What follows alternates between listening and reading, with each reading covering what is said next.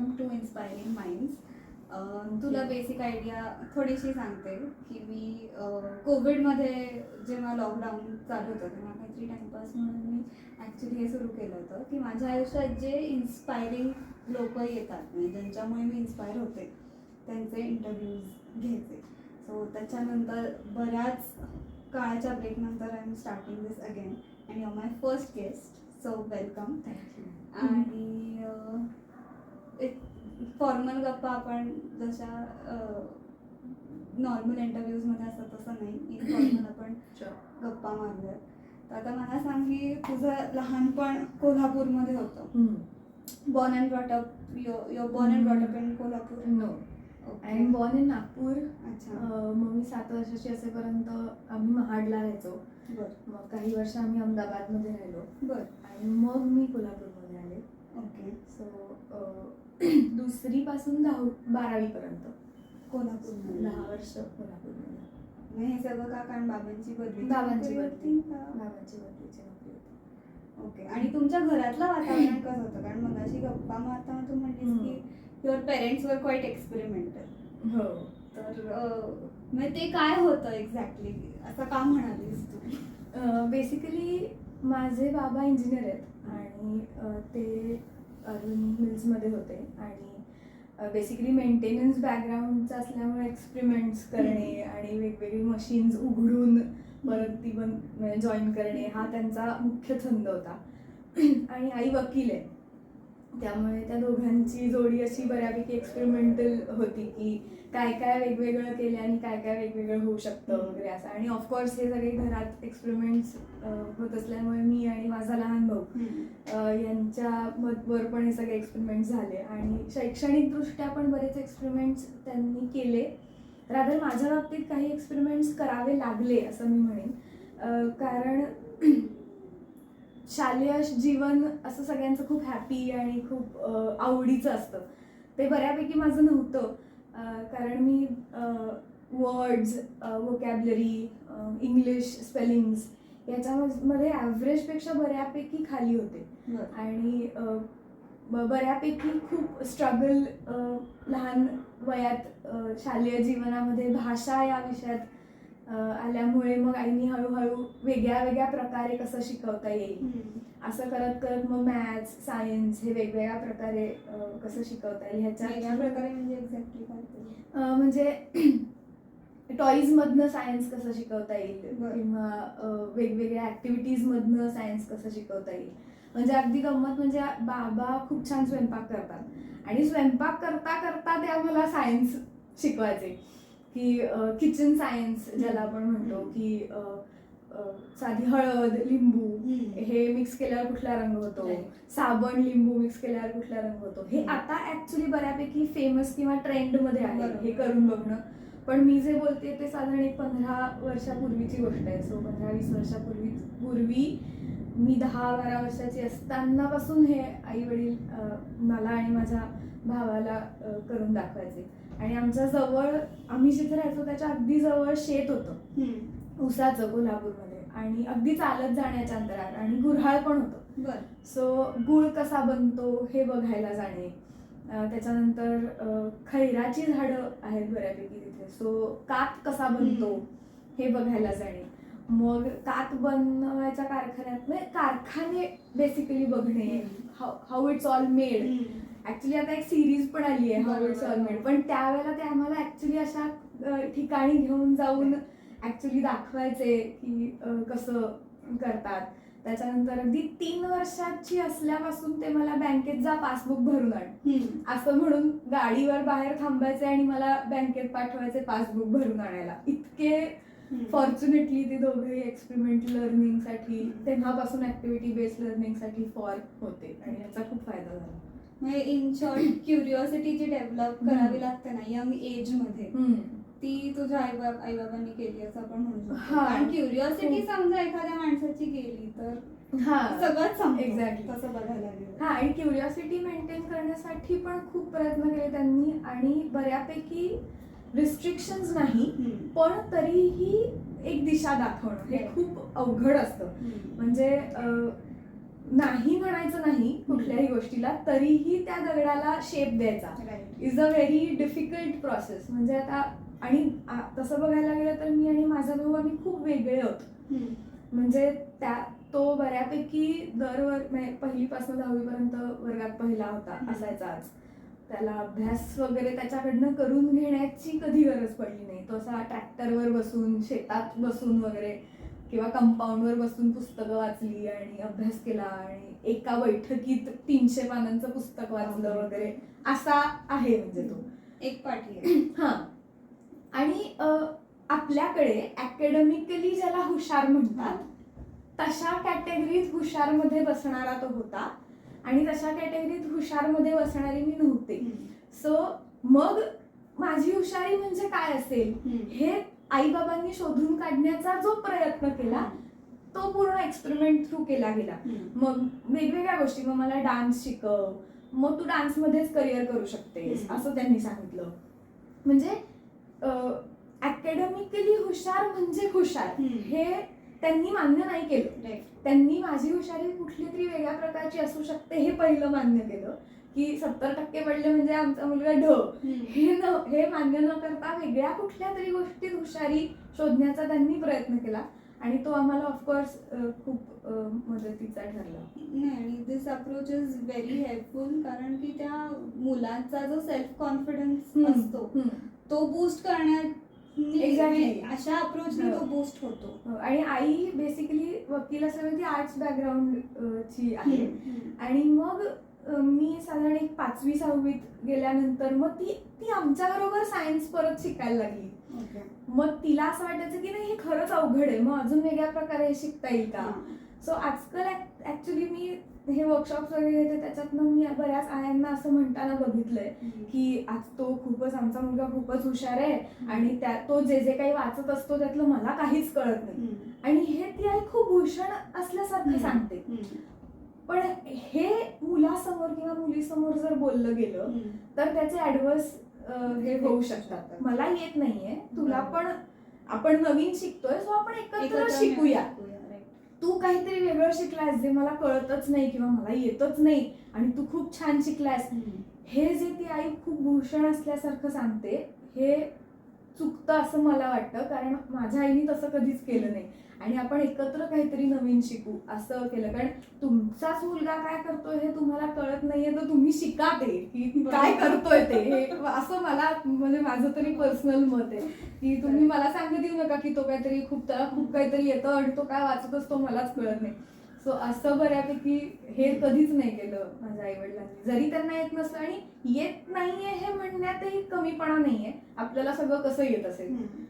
So ते एकत्र शिकूया आणि एक्सपेरिमेंट्स मधनं शिकूया हे त्यांनी खूप लहानपणापासून सांगितल्यामुळे त्याचा खूप फायदा झाला. मग तुझी हुशारी कशी काढण्यात आली शोधून? आता म्हणजे आपण हे डिफाईन करतोय का की मी हुशार आहे, तर तसं नाहीये. म्हणजे हुशार हा शब्द खूप रिलेटिव्ह आहे असं मला वाटतं. म्हणजे व्हॉट आय मेंट इज की तुला कशात इंटरेस्ट असू शकतो हे कसं शोधून. सो बऱ्यापैकी स्ट्रीट स्मार्ट ज्याला आपण म्हणतो तशी मी लहानपणापासून होते असं त्यांना वाटलं असू शकतं की कुठल्याही अनोळखी माणसाशी बोलायला जा किंवा इथून अर्धवट पत्ता सांगून हे घर शोध. म्हणजे आम्हाला ना उन्हाळ्याच्या सुट्टीत बाबा एक ऍक्टिव्हिटी घ्यायचे की मला आणि माझ्या भावाला अर्धवट पत्ते द्यायचे. म्हणजे माणसाचं नाव, एरियाचं नाव आणि फोन नंबर वगैरे असं काहीतरी, किंवा बिल्डिंगचं नाव आणि एरियाचं नाव, म्हणजे फ्लॅट नंबर नाही वगैरे, आणि त्यांच्या घरी जाऊन चहा पिऊन यायचं. बरं. हा, मग सायकल घ्यायची, असं रॅन्डम फक्त एरियाचं नाव माहितीये तर त्या एरियात जायचं. मग रॅन्डम लोकांना विचारायचं की हे कुठे राहतात माहितीये का वगैरे असं, आणि त्यांनी आधी फोन करून ठेवलेला असायचा त्या घरी येतील. सो आम्ही तिथे गेल्यावर मग तो जो काही आनंद आहे की आपण असं रॅन्डम माणूस शोधलाय आणि त्यांच्या घरी जाऊन आपण चहा पिऊन आलोय, सो हे खूप अमेझिंग होतं आणि हे मला तेव्हा आवडायला लागलं, जमायला लागलं. हे त्यांना कळल्यावर त्यांना असं लक्षात आलं की हा, ह्या क्षेत्रात हिला आवड आहे, हिला रुची आहे. सो मी बऱ्यापैकी आयुष्यात खूप रॅन्डम घरांमध्ये जाऊन राहून वगैरे आलेली आहे. कारण मी नॉर्थ ईस्ट मध्ये वगैरे जाते तेव्हा आपण कोणाकडे राहणार आहोत, किती दिवस राहणार आहोत, कुठे राहणार आहोत काहीच माहिती नसतं. किंवा जव्हार मुरबाड अशा ठिकाणी जिथे आम्ही वर्कशॉप्स घ्यायला जायचो, जनकल्याण समिती असेल, विवेकानंद केंद्राकडनं असेल वगैरे. तर मुंबईला, ठाण्यात आज तुम्हाला ही या नावाची व्यक्ती घ्यायला येणार आहे ह्याच्या पलीकडे काहीच माहिती नसतं. सो तिथे जायचं, ती व्यक्ती शोधायची, त्यांच्या घरी जायचं, जेवायचं, खायचं, राहायचं, पुढे. सो हे तेव्हा हे आवडतं आहे. पण कसं असतं माहितीये का, प्रत्येक आई वडिलांना आपल्या मुलामधली हुशारी माहिती असते, पण ती हुशारी जर एनकॅश करता येईल अशी नसेल तर त्याला हवा दिली जात नाही. म्हणजे आता ह्या हुशारीचं काय करशील तू, परीक्षेत मार्क मिळाले तर तू नोकरी करशील, आणि नोकरी करशील तर पैसे कमवशील. सो कुठल्याही प्रकारची हुशारी तेव्हाच त्याला बढावा दिला जातो जर ती is it going to lead to something fruitful. हा, म्हणजे ह्याच्यातनं तू पोट भरू शकणार आहेस का, कमावू शकणार आहेस का, तरच ती उपयोगाची आहे. असं थोडंफार त्याच्याकडे बघितलं गेल्यामुळे कदाचित, कारण प्रत्येक मूल कुठल्या ना कुठल्या एरियात हुशार असणारच आहे, असं होऊच शकत नाही की कुठल्याच एरियातलं काहीच येत नाही. पण ते त्यांनी लहानपणापासून केल्यामुळे आम्हाला त्याचा फायदा झाला. आणि हँड स्किल्स त्यांनी खूप डेव्हलप केली, की काहीतरी स्वतः करून बघायचं, मग ते जमतंय का नाही, आणि मग त्याच्यातनं टॉईज ओळख झाली. आणि 6वी 7वीत बऱ्यापैकी सायन्स शिकवायला आईनी अरविंद गुप्तांचे टॉईजची पुस्तकं आणली होती तेव्हापासून, की कबाड से जुगाड, त्याच्यानंतर खिलोनी की पोतळी बॅग, आणि असे बऱ्याच पुस्तकं आणली होती. मग घरातलं सामान शोधा. आणि त्याच्यासाठी आईने माझी नवीन शाळा जी 7वीत बदलली, ती सगळ्यात कमी वेळ कुठली शाळा आहे, अच्छा, म्हणजे मग घरी आल्यावर आपल्याला हे सगळं करून घेता येईल, असं म्हणून तिने शाळा निवडली होती. की आम्ही 8ला जायचो, 12:30ला घरी यायचो, म्हणजे 7:30ला निघायचो, 8 ते 12 अशी शाळा होती. सो ते त्या दोघांनी खूपच विचारपूर्वक आणि आणि त्या दोघांनी ठरवलं होतं की बाबांनी नोकरी केली तर आई नाही करायची.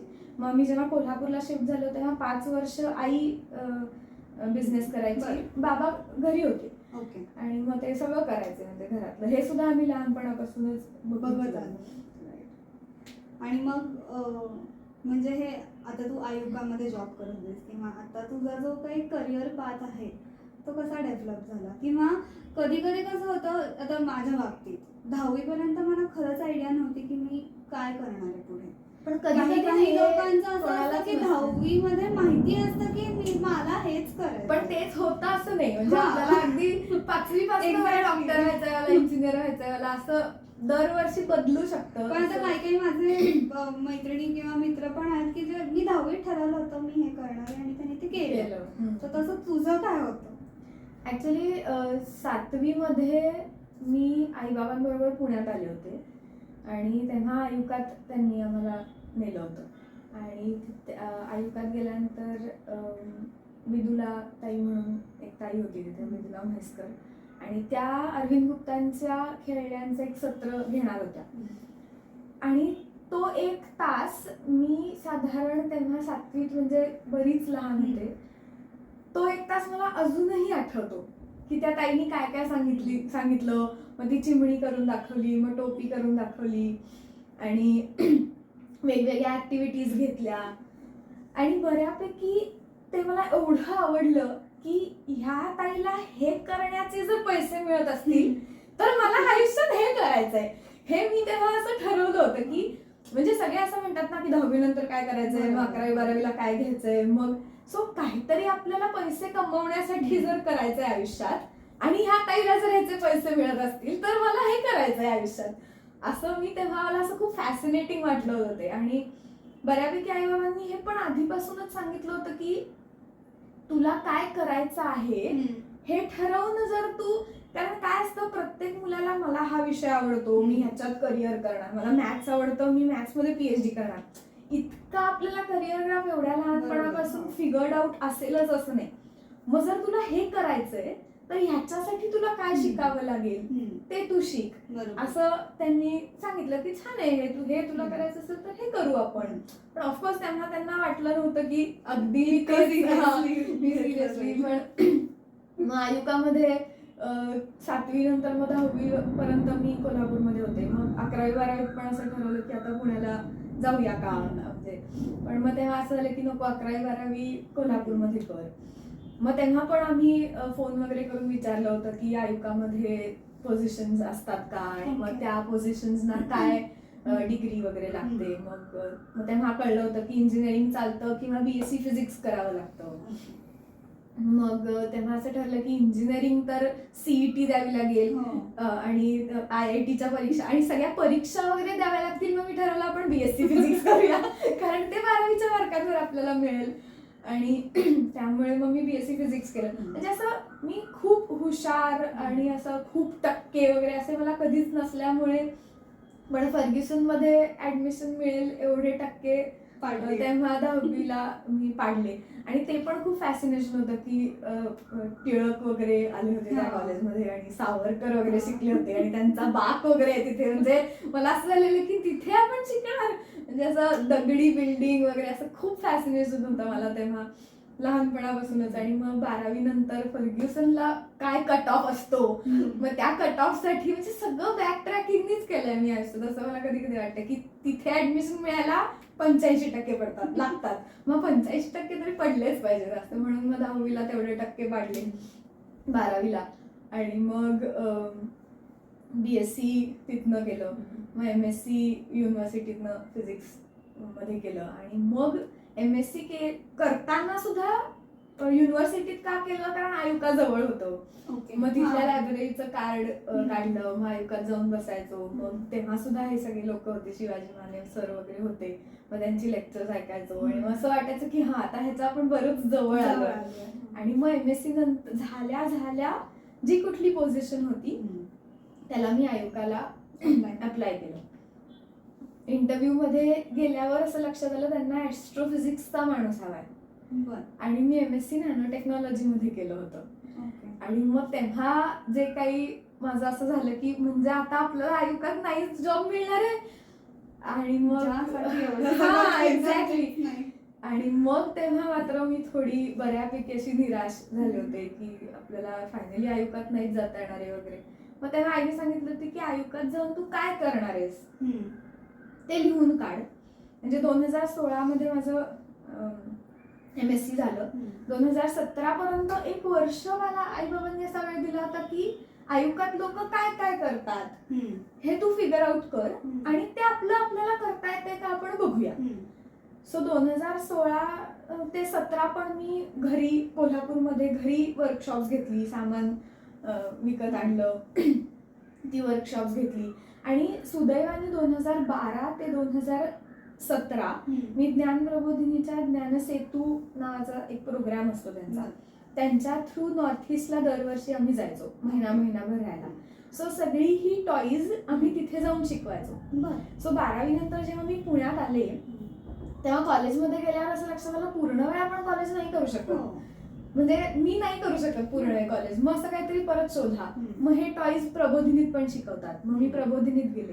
मग 2012 मध्ये असं लक्षात आलं की आपण ह्यांच्या थ्रू नॉर्थ ईस्ट मध्ये ही खेळणी त्या मुलांना शिकवायला जाऊ शकतो.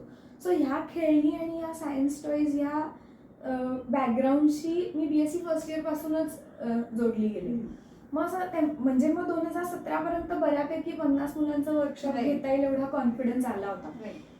पण मी वर्कशॉप घेणार आहे, 50 मुलांनी माझ्या वर्कशॉपला या असं म्हणून कोण माझ्या वर्कशॉपला का येईल. पण कोल्हापुरात थोडंसं गुडविल होतं, आई बाबांनी ऑलरेडी बऱ्यापैकी एस्टॅब्लिश नाव कमवलेलं होतं, म्हणून त्याच्या जोरावर पहिल्या वर्षी 2017 मध्ये माझ्याकडे घरी 20 मुलं समर कॅम्पला आली होती. मग तेव्हा लक्षात आलं की बाकी कोणीतरी सगळं ऑर्गनाइज करून वर्कशॉप घेणं आणि स्वतः सगळं ऑर्गनाइज करून वर्कशॉप घेणं ह्याच्यात खूप फरक आहे. ऑर्गनाइज करून वर्कशॉप घ्यायला उभी राहिले तेव्हापर्यंत मी एवढी दमले होते की पुढची 5 दिवस आता आपल्याला वर्कशॉप घ्यायचंय. यांनी असं लक्षात आलं की आता आपण बऱ्यापैकी लहान आहोत सगळं स्वतः करण्यासाठी.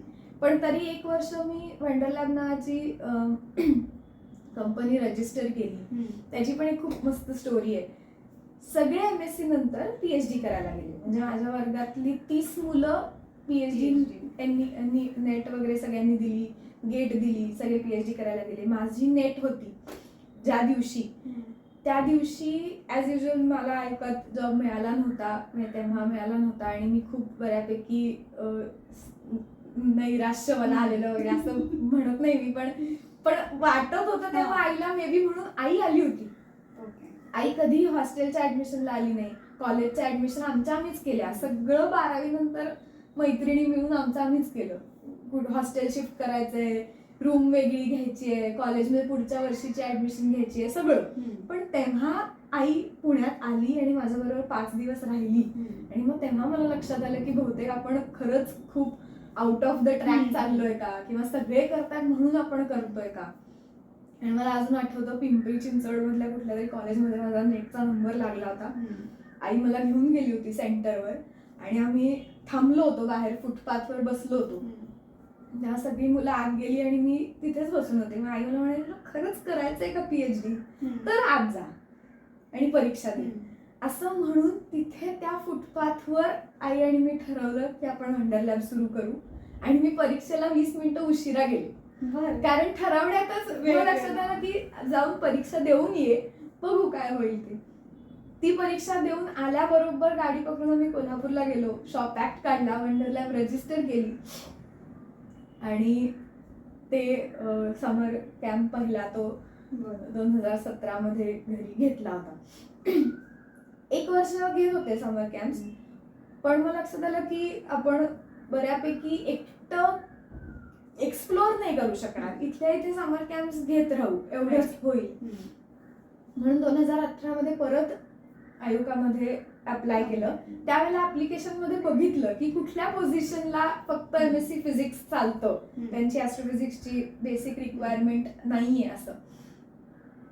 तर त्याला अप्लाय केलं आणि म्हणजे इंटरव्ह्यू देणारच होते, पण मग मी नॉर्थ ईस्टला गेले 2 महिन्यासाठी.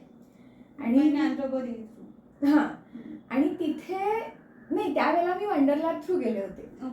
मी कॉन्टॅक्ट ठरवले होते, मी माझा ग्रुप बनवला होता आणि तिथे जाऊन सुद्धा आम्हाला गव्हर्नर त्यांनी त्यांच्या इथे राहायला दिलं होतं, म्हणजे नरेंद्र मोदींच्या कॉन्टॅक्ट मधनं वगैरे. पण मी गेले होते, सगळं मी अरेंज केलं होतं. आणि तिथे मला आयुकातनं फोन आला की तुम्ही असं अप्लाय केलेलं आहे आणि तुम्ही इंटरव्ह्यूला या, तुम्ही शॉर्टलिस्ट झालाय आणि या तारखेला इंटरव्ह्यू आहे. पण मला तेव्हा परत नाही येणार नव्हतं, कारण की तिथे माझे ऑलरेडी डेट्स लागलेल्या होत्या महिनाभराच्या. सो मी त्यांना सांगितलं मला नाही येता येणार आता ह्यावेळी. मग तेव्हा ते म्हणाले होते की तुम्हाला जेव्हा जमेल, ज्यावेळी जमेल तेव्हा तुम्ही या, तेव्हा आपण तुमचा इंटरव्ह्यू घेऊ. मग तेव्हा असं मला वाटलं होतं की आता असं असेल तर बहुतेक आपल्याला घेतील आयुकात असं. मग तेव्हा मी ऍक्च्युली त्यांनी जे इंटरव्ह्यू घेतले होते ते बऱ्यापैकी फेब्रुवारीत ती सगळी जॉईनिंग त्यावेळेला झाली होती, पण मी मिड मार्च मध्ये आले होते. नंतर पहिले काही दिवस इंटर्नशिप केली, मग इंटरव्ह्यू झाला आणि मग पोझिशनवर मी 2018 मध्ये आयुका जॉईन केलं. आता 2024 पर्यंत होते आयुकामध्ये. तिथे काय exactly science choice. So Arvind Gupta, Ashok Rupner sir हे सगळे जिथे बसायचे तिथे आम्हाला काम करायला मिळायचं आणि मग वर्कशॉप्स घ्यायचो, टीचर्स ट्रेनिंग्स घ्यायचो, नवीन टॉईज डेव्हलप करायचो, टीचर्स किट्स डेव्हलप केली तिथे. आणि मग त्या सगळ्या वातावरणात एक खूप असा छान फाउंडेशन ज्याला आपण म्हणतो बिल्ड करायचं होतं ते झालं. आणि सरप्राइझिंगली मी 2017 मध्ये चालू केलेलं वंडर लॅब पण मी चालू ठेवलं.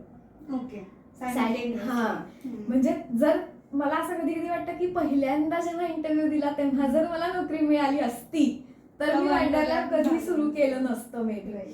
सो मग तेव्हा मी सॅटर्डे संडेज घरी वर्कशॉप्स घ्यायचे किंवा कधीतरी हॉल कुठला तरी भाड्याने घेऊन वर्कशॉप्स घ्यायचे. म्हणजे आयुकामध्ये जे मी करत होते ते वंडर लॅब थ्रू पण मी चालू ठेवलं. म्हणजे तुझं वंडर लॅब साठी ट्रेनिंग पण खूप तिथे खूप एक्सपिरियन्स पण लोक होती, बरीच सायंटिस्ट पण आहेत तिथले. समर कॅम्प्स पण खूप फेमस आहेत, ऍक्च्युअल एक्सपेरिमेंट्स मुलांना सायंटिस्ट बरोबर करता येतात. सो आयुका खूप म्हणजे माझ्या करिअरमध्ये खूप छान पिरियड होता आणि खूप खूप शिकले मी आयुकामध्ये असताना. म्हणजे आता तू जे काही सांगितलंस त्याच्यातनं मला असं जाणवलं की तुझे ऑर्गनायझेशन स्किल्स, टीम हो. बिल्डिंग, लिडरशिप स्किल्स सगळं एक्सपिरियन्सेस मधनं Through. कव्हर येत झालं. गेलं. हो आणि अगेन काय credit goes to your parents also, हो no doubt. कारण की बिनधास्तपणा जो लागतो हो, ह्या हो. सगळ्यासाठी तो लहानपणापासून पासून तुला होता. ऍक्च्युली ते पण आईनी खूप म्हणजे तसं बघायला गेलं तर BSc मध्ये आपण किती वर्षाचे असतो, 15-16-18 वर्षाचे असताना एकटी मी नॅग्रोबधींचा एका सरांबरोबर नॉर्थ ईस्टला पहिल्यांदा मेघालयला राहायला गेले होते. आणि तिथे नॉंगस्टॉईंग म्हणून एक गाव होतं, तिथे लाईट हाऊस मध्ये एकटीच राहिले होते. सो मला आत्ता असं आईला विचारायला असं वाटतं की तू का सोडलंस मला.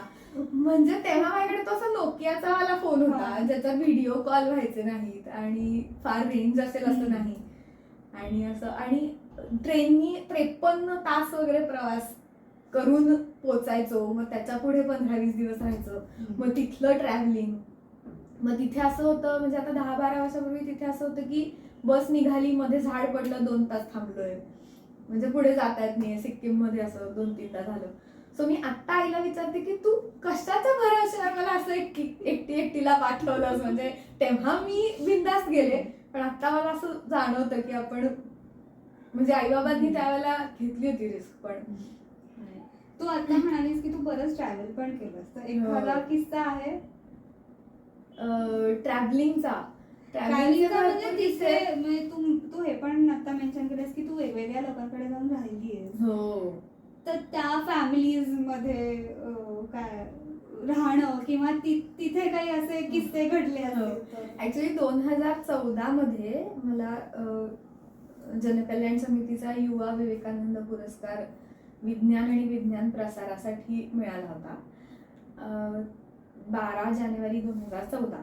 तर त्या वर्षी 14 जानेवारीला सेवा या सत्राखाली जिला पुरस्कार मिळाला होता, तर तिचा पुरस्कार जवाहर मध्ये, ऍक्च्युली तो पुरस्कार तुम्ही जिथे राहता तिथे येऊन तुम्हाला ते देतात. सो ते कोल्हापूरमध्ये आले होते आणि मग आम्ही जव्हार पाडा जो आहे मुंबईजवळ, तिथे मला जायचं होतं की तिने काय काम केलं आहे आणि तिचं काय काम आहे ते बघायला सगळं. सो मी BSc लास्ट इयरला होते आणि मग मी आईला सांगितलं ती अशी आहे आणि तिला तो पुरस्कार मिळाला आणि मला बघायला जायचंय असं. आणि मग मी त्या ऑर्गनायझरला फोन वगैरे केला होता की मला बघायला यायचंय आणि मग तिथे काय राहायची सोय वगैरे होऊ शकते का, किंवा मुंबईतनं कसं यायचं वगैरे. आणि मी मुंबईत अशी एकटी अशी कधी गेले नव्हते. आणि मग तिथे त्यांनी असं सांगितलं की एक जोगळेकर म्हणून एक ताई आहेत, त्या तिथे येणार आहेत जव्हारला, सो तू आदल्या दिवशी त्यांच्या घरी येऊन राहिलीस तर त्या तुला तुझ्या त्यांच्याबरोबर घेऊन येतील. आणि मी आईला सांगितलं असं आहे तिथे काकू, त्यांच्या घरी मी राहायला जाणार आहे आणि त्या उद्या मला घेऊन जाणार आहेत. आणि मग त्यांनी नंबर दिला. सो मला मिसेस जोगळेकर आणि एक नंबर आणि मुलुंड एवढंच माहिती होतं. सो मग मी पुण्यातनं निघाले, मुलुंडला गेले, त्यांना फोन केला की मी मग रिक्षात बसले आणि रॅन्डम एका बिल्डिंग खाली रॅन्डम एका घरात गेले, जेवले, झोपले. आणि त्यांच्याकडे पाहुणे वगैरे पण आले होते. तर त्यामुळे ही कोण आहे, तर ही अशी अशी आली आहे, म्हणजे काहीच ओळख नव्हती. ते लहानपणीचं ट्रेनिंग काहीच उपयोगी पडलं. आणि मग ते कोण आहेत, आपण त्यांच्या घरी जाऊन राहतोय, आपण कोण त्यांना माहिती नाहीये, ते कोण आहेत आपल्याला माहिती नाहीये, आपण त्यांच्याकडे जाऊन जेवायचं, झोपायचं. पण मला ते समहाऊ ऑड नाही वाटलं. म्हणजे आता जेव्हा मी हे कोणाला तरी सांगते तेव्हा जर कोणीतरी असं म्हटलं तर मला असं रिअलाइज होतं की हो, आपण असं रॅन्डम लोकांच्या घरी जाऊन का राहिलोय, म्हणजे असं. आणि मग दुसऱ्या दिवशी त्या काकूंबरोबर जव्हारला गेले, तिथे तो कार्यक्रम अटेंड केला, त्यांच्याबरोबर परत आले आणि बसमध्ये बसून कोल्हापूरला गेले. म्हणजे सो इतकं म्हणजे पण ते असं खूप रिस्की आहे किंवा आपण असं खूप काहीतरी ऍडव्हेंचरस करतोय असं त्यावेळेला समजावून नाही वाटलं. आता ते आठवलं असं वाटतं, म्हणजे ऍडव्हेंचरस. आणि आता तू वंडर लॅब बद्दल सांगितलंच नाही, तू स्टोरी सांगितलीस की ते कसं फॉर्म केलंस, पण आता एक्झॅक्टली वंडर लॅब म्हणजे काय? आणि तू लॅब्स सेटअप करतेस शाळांमध्ये, तर त्याच्यात एक्झॅक्टली तू काय करतेस? सो बेसिकली आयुकामध्ये लागायच्या आधी आम्ही प्रबोधिनीतनं असेल किंवा वंडर लॅबमधनं असेल किंवा आयुकातही असेल, आम्ही वर्कशॉप्स करायचो. आणि मी पण वर्कशॉप्स घ्यायचे, टीचर्स वर्कशॉप्स असेल, स्टुडंट्स वर्कशॉप्स असतील. सो ती मुलं यायची, 1 तास आम्ही वर्कशॉप म्हणजे अटेंड करायची, जसं मी 7वीत केलं होतं, आणि मग जायची. आणि पुण्यातल्या बऱ्याचशा शाळा आयुकाशी संलग्न आहेत, म्हणजे साधारण 300 शाळा आहेत. सो त्या शाळेचा परत नंबर यायला वर्ष उजाडतं. सो त्या मुलाला हे सगळं 1 तासासाठी गंमत म्हणून मिळतं. मग हळूहळू माझ्या असं लक्षात यायला लागलं की हे सगळं करिक्युलमशी जोडलं गेलं पाहिजे. ही गंमत आहे, नो डाऊट, त्यातली गंमत आपल्याला घालवायची नाहीये, पण ऍक्च्युअल पुस्तकातलं विज्ञान या खेळण्यांमधनं किंवा या ऍक्टिव्हिटीज मधनं आपण शिकलो तर ते जास्त उपयोगी होईल मुलांना. आणि मग मला असं लक्षात आलं की आपल्याला आपल्या आईनी हे सगळं ह्याच्यातनंच शिकवलंय, ऍक्च्युली शाळेतलं पुस्तकातलं विज्ञान. पण हे प्रत्येक आईला किंवा प्रत्येक शिक्षकाला हे सगळं सामान गोळा करा, त्याच्यातनं टॉईज बनवा, प्रत्येक धड्यामधल्या प्रत्येक कन्सेप्टला कुठलं टॉय लागू पडतं हे शोधून काढा आणि मग ते प्रेझेंट करा. ऍक्च्युली हे काही शिक्षक करतात आणि इट इज व्हेरी कमांडेबल की आउट ऑफ द वे जाऊन सगळं सामान गोळा करून हे ते त्यांच्या मुलांसाठी वर्गासाठी करतात. पण हे प्रत्येक शिक्षकाला, प्रत्येक आई वडिलांना जमेलच असं नाही. तर म्हणून मग मी एक सेटअप तयार केला की जिथे जसा आपण 9वी 10वी 11वी 12वी जाऊन लॅब मध्ये जाऊन प्रयोग करतो, तसं 1ली ते 8वीच्या मुलांना सुद्धा सायन्स लॅब मध्ये जाऊन प्रयोग करता आले पाहिजेत. आणि ते प्रयोग हे असू शकतात. हे जेव्हा माझ्या लक्षात आलं तेव्हा मी हे मॅपिंग करायला सुरुवात केली की टेक्स्टबुक घ्यायचं, मग ते NCERTचं आहे का SSCचं आहे का CBSEचं आहे आणि काहीही फरक पडत नाही, कारण न्यूटनचा नियम हा न्यूटनचा नियम असतो.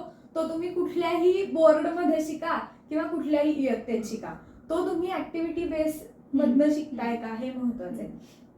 सो ती शाळा कुठल्या बोर्डची आहे हे यांनी फरक पडत नाही, कुठल्या मीडियमची आहे, इंग्लिश मीडियम, सेमी, मराठी यांनी फरक पडत नाही. मग मी हे सगळे मॅपिंग केल्यावर असे 100 टॉईज आणि ऍक्टिव्हिटीज शॉर्टलिस्ट केल्या ज्या टेक्स्टबुक मधल्या कन्सेप्ट आणि धड्याशी डायरेक्ट कनेक्टेड आहेत. आणि मग मी आता असे चार्ट्स बनवलेत की 1लीमध्ये कुठली कुठली खेळणी ते शिक्षक करून घेऊ शकतील, 2रीमध्ये कुठले कुठले करून घेऊ शकतील. आणि मग अशी 1ली लॅब गोव्यामध्ये हेडगेवार हायस्कूल म्हणून एक शाळा आहे, तिथे प्रयोगशील म्हणून सुरू केली.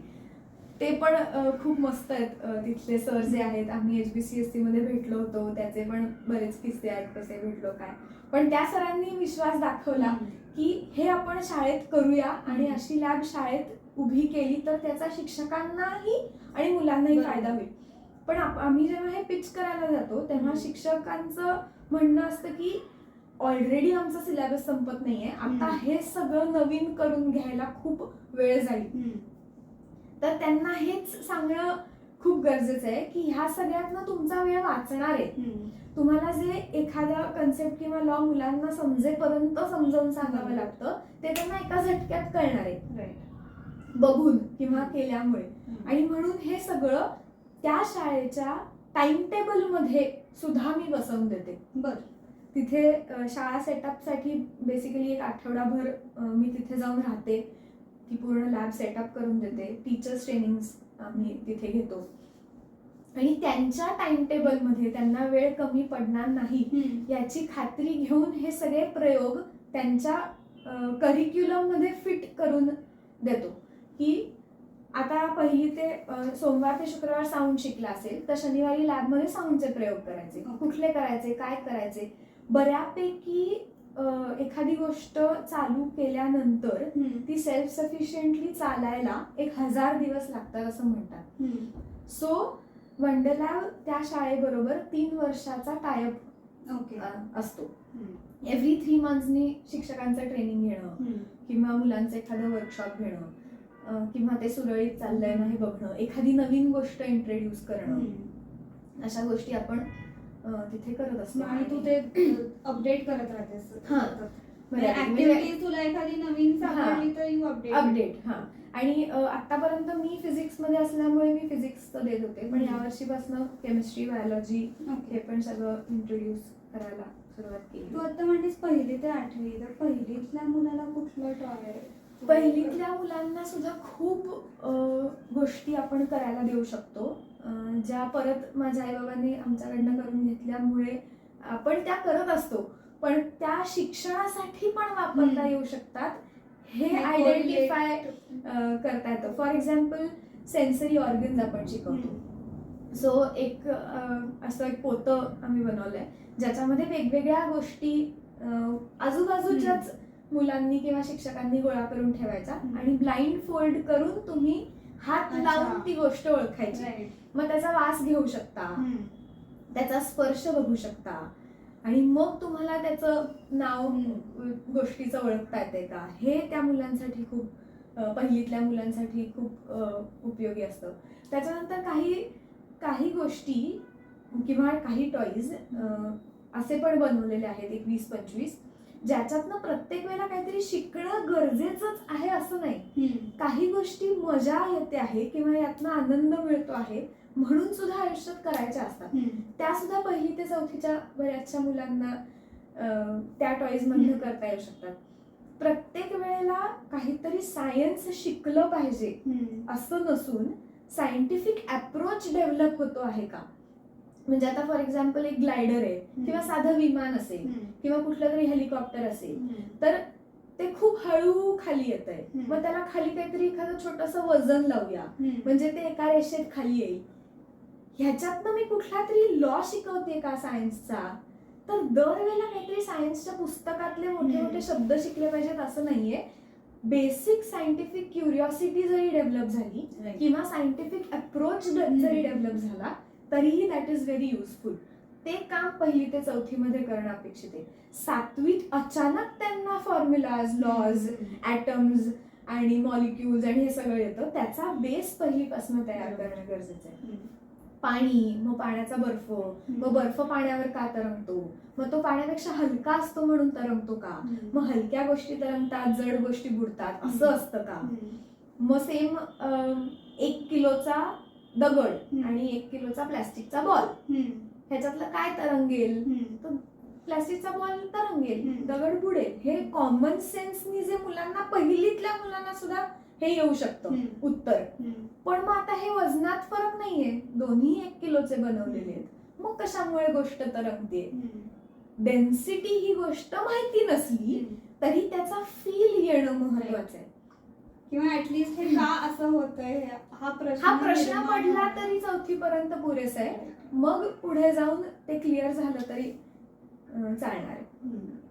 पण मग आता तू जेव्हा टीचर ट्रेनिंग घेते त्याच्यातनं मग सपोज आता तू ट्रेनिंग घेतलास आणि ती लॅब चालू आहे त्या शाळेत, पण मग काही फीडबॅक्स वगैरे येतात, मग त्याच्यानंतर तू हे करतेस काही चेंजेस वगैरे असतात? हा, काही फीडबॅक्स येतात. त्याच्यानंतर आता अभिनवमध्ये एक शाळा आहे, त्यांना काही टेक्स्टबुक मधले काही एक्सपेरिमेंट्स असतात जे आता इलेक्ट्रोमॅग्नेट आहे किंवा असे काही एक्सपेरिमेंट्स आहेत किंवा मोटर आहे, जनरेटर आहे, तर ते नसतील तर ते आपण प्रोव्हाइड करतो. 3 वर्ष त्या शाळेला जे काही लागेल ती मदत आपण करतो. आणि ही लॅब अशी आहे की ही सेल्फ सस्टेनेबल आहे, म्हणजे ज्या गोष्टी रियुजेबल आहेत, फॉर एक्झाम्पल मॅग्नेट्स, वजन काटे, थर्मामीटर, स्केल्स, या संपणार नाहीयेत. बरोबर, एखादी तुटेल एवढं होऊ शकतं पण संपणार नाहीयेत. पण पाण्याच्या बाटल्या किंवा युज्ड बलून्स किंवा ह्या गोष्टी ज्या संपणाऱ्या आहेत ही मुलंच रिवाईव्ह करू शकतात. म्हणजे आता जिथे जिथे लॅब आहेत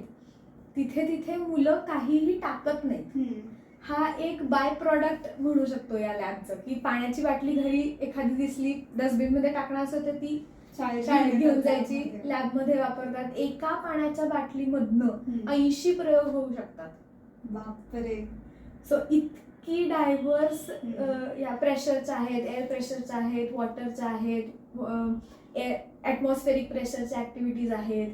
बऱ्याच ऍक्टिव्हिटीज एअर आणि वॉटरच्या एका प्लॅस्टिकच्या बाटलीतनं होऊ शकतात आणि मुलं ती 3 वर्षांनी ती लॅब सेल्फ सस्टेनेबल ठेवू शकतात. तू काय ऑब्झर्व केले म्हणजे मुलांच्या थॉट प्रोसेसमध्ये? आता तू वर्कशॉप्स घेतेस, तुला चेंज जाणवत असेल ना त्यांच्यात का? चेंज म्हणजे मी ऍक्च्युली आता मी आता M A in science education केलं. सो मी ऍक्च्युली एक रिसर्च पेपर थिसिस हे केलाय कंट्रोल ग्रुप आणि की टीचर 3D मॉडेल्स वापरून म्हणजे टॉयज वापरून फिजिक्स शिकवलं आणि जनरल नॉर्मल फळा आणि खडू घेऊन फिजिक्स शिकवलं. ह्याच्यात काय फरक आहे ह्याचा प्रॉपर अभ्यास मी केला आणि ह्याच्यात बऱ्यापैकी फरक जाणवतो. बेसिकली काय माहितीये का, आपण जे पाठांतर करतो, डेफिनेशन्स पाठ करतो, पाढे पाठ करतो, या सगळ्या गोष्टी मेमरी बेस्ड आहेत आणि काही मुलांची मेमरी वीक असू शकते. बरोबर.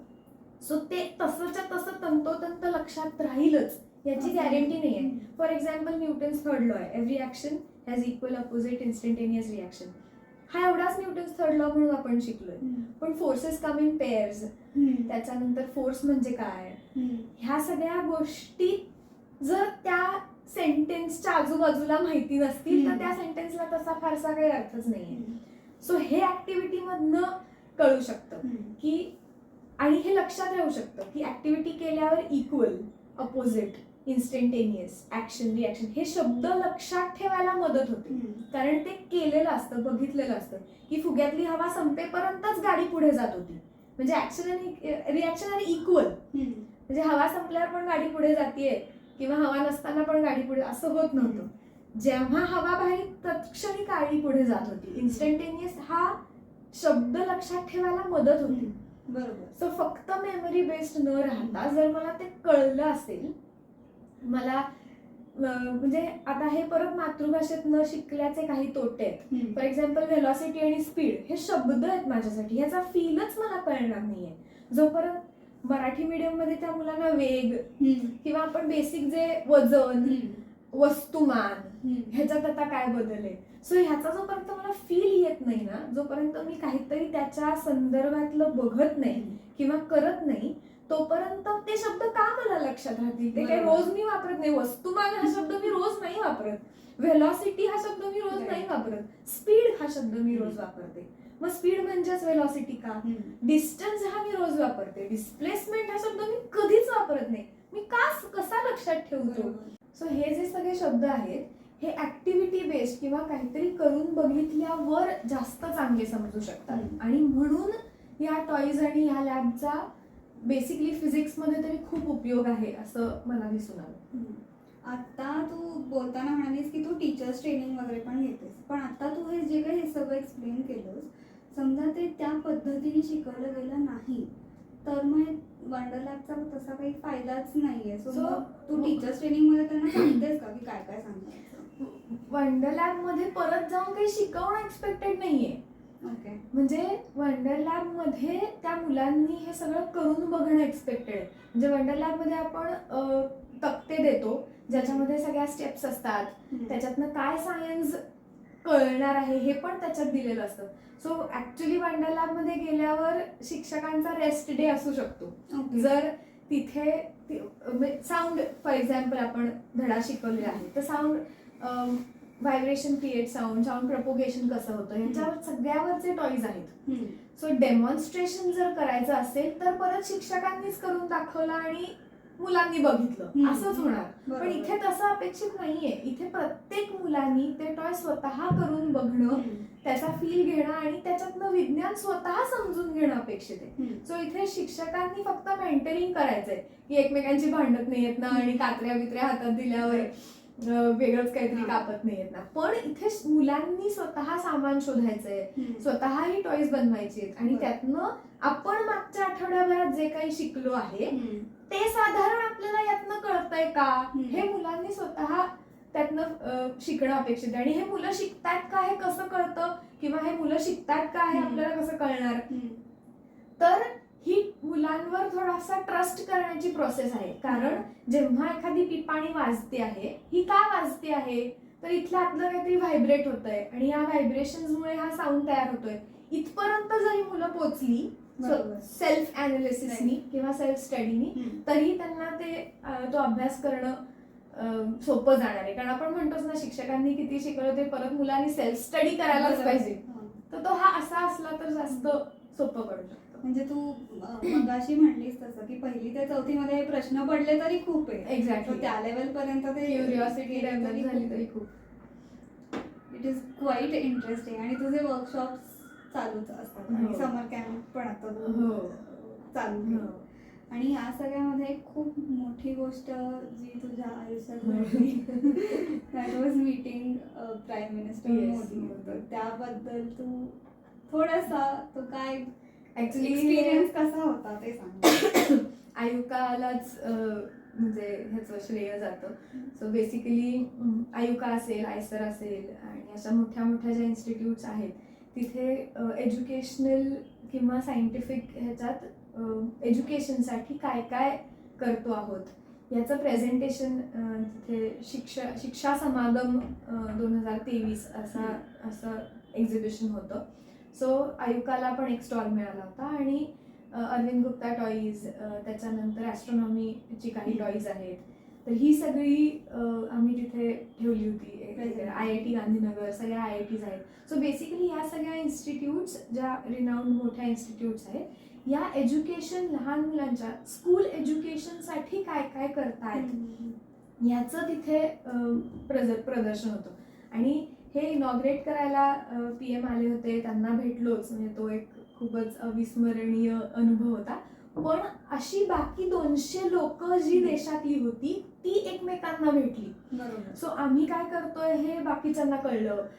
प्रत्येक स्टेट गव्हर्नमेंट त्यांच्या स्टेट मधल्या शाळांसाठी काय काय करतायत, प्रत्येक स्टेट रिप्रेझेंट करायला आले होते. ते काय वेगळं करतायत ते आपण करू शकतो का.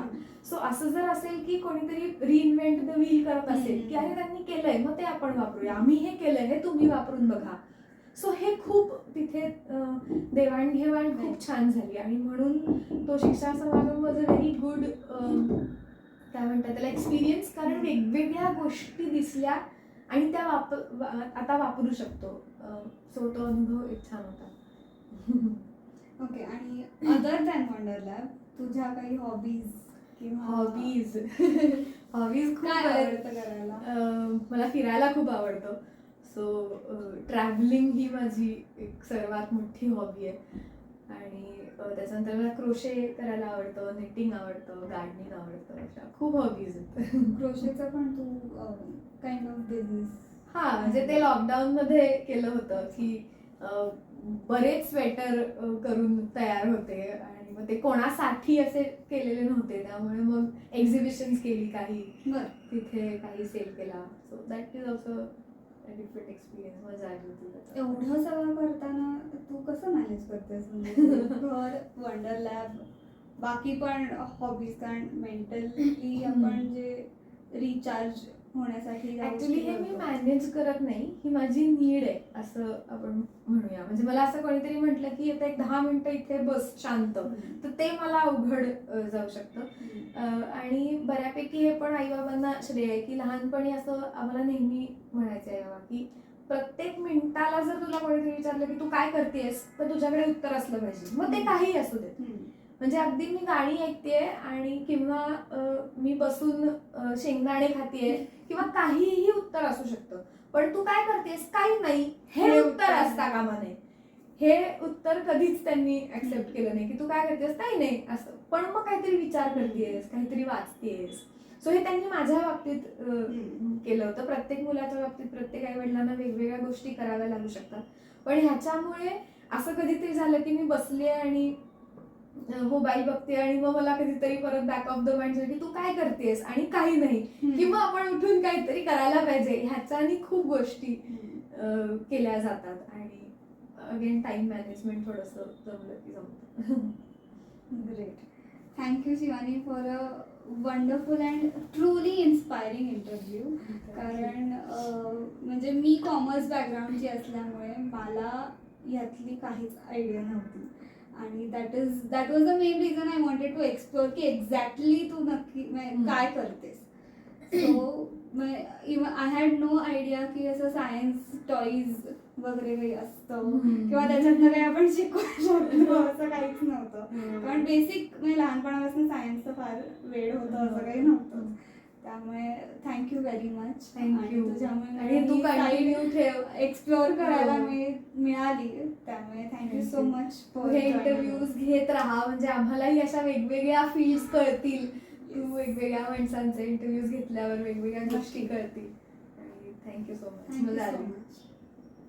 थँक्यू.